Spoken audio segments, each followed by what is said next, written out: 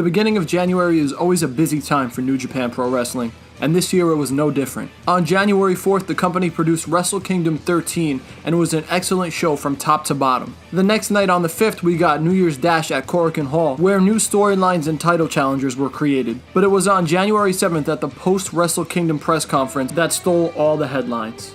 It was at this event that Kenny Omega announced that he was leaving New Japan Pro Wrestling, but the biggest surprise of the night came from KUSHIDA, who also announced he was leaving New Japan.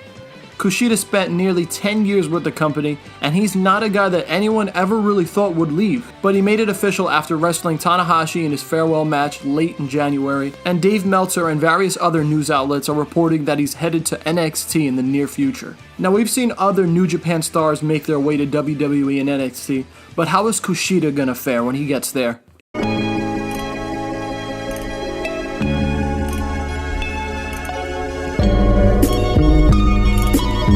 If you've ever watched KUSHIDA wrestle, then you know there's no question marks about his in-ring ability at all.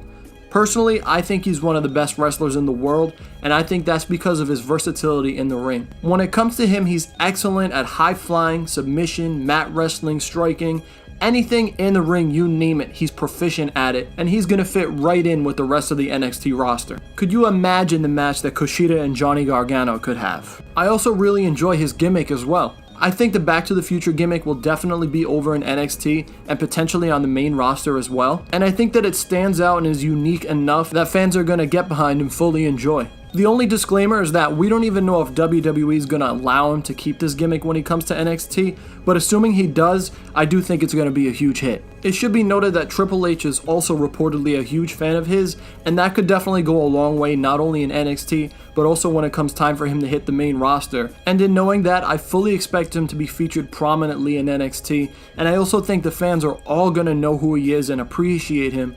And I think that he's just going to be super over and his NXT run will be a complete success. But trying to predict KUSHIDA's main roster run is a little more difficult. Standing at 5'9", 192 pounds, it's likely that he might end up on 205 Live. Now, if he debuts in NXT in the near future, we could be looking about a 1.5 to 2 year run with the Black and Gold brand, so we don't even know what the status of 205 Live is going to be come that time. In 2 years, 205 Live could potentially be the hottest brand in WWE, or it could be struggling in a bad time slot, or it might not even exist at all. But if it does exist, then there's probably a good chance he's going to end up on that brand. One thing that remains to be seen is his English speaking ability. I've seen a couple interviews where he speaks English at a pretty good level, but not sure what the WWE and NXT is going to think of it. In my opinion, his English is more than passable right now, and I think that the more time he spends over in the States when he actually comes, he's going to learn how to speak it even better, so that could actually end up being a strong suit for him.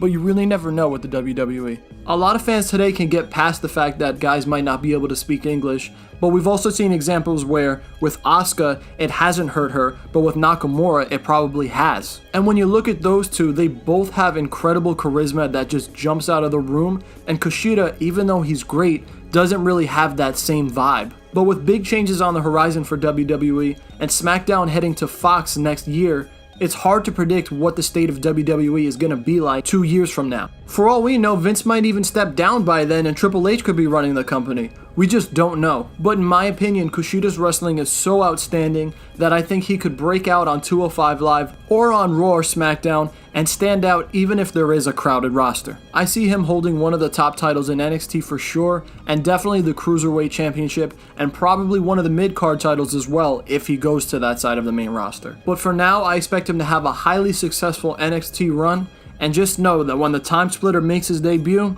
it's going to be treated like a huge deal.